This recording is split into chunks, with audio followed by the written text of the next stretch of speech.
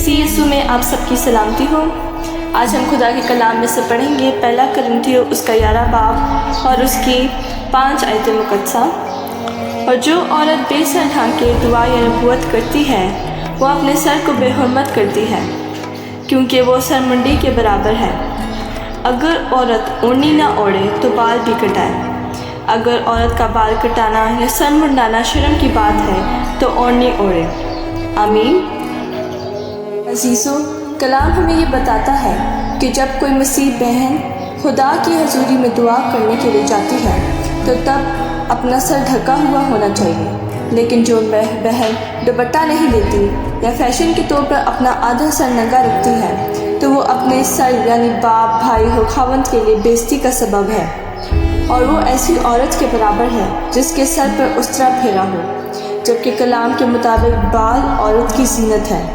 हम पहला तीमुथियुस उसका 2 बाब और उसकी 9 आयत में पढ़ते हैं। उसकी 9 आयत में यूँ लिखा है, इसी तरह औरतें हैदार लिबास से शर्म और परहेज़गारी के साथ अपने आप को संवारें, ना कि बाल भूनने और सोने और मोतियों और कीमती पोशाक से। खुदा का कलाम हमें सिखाता है कि हमें जो है खुदा के कलाम के मुताबिक चलना चाहिए और अपने आप को हैदार लिबास पहनना चाहिए। हमें घर में बाहर हमें हैदार लिबास पहनना चाहिए ताकि हम किसी की ठोकर का बायस ना बने और हमारे बदन से खुदा का नाम जला पाए। और हमें चाहिए कि हम दुनिया के हम शक्ल ना बने, क्योंकि खुदा ने हमें दुनिया से अलग किया है।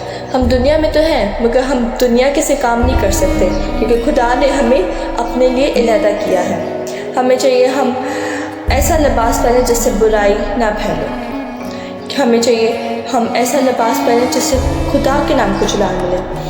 हम जब पहने तो हमें चाहिए हम खुदा से पूछें, क्या हमारे साथ चलते हुए खुदा को शर्म महसूस तो नहीं होती? तो आज हमें चाहिए हम खुदा के कलाम के मुताबिक अपनी ज़िंदगी को ढालें और खुदा के कलाम को सुने, उस पर अमल करें और देखें खुदा का कलाम हमें हमारी ज़िंदगी के मुताबिक हमसे क्या कलाम करता है। खुदा आज इस कलाम के वसीला से हम सबको बरकत दे। आमीन।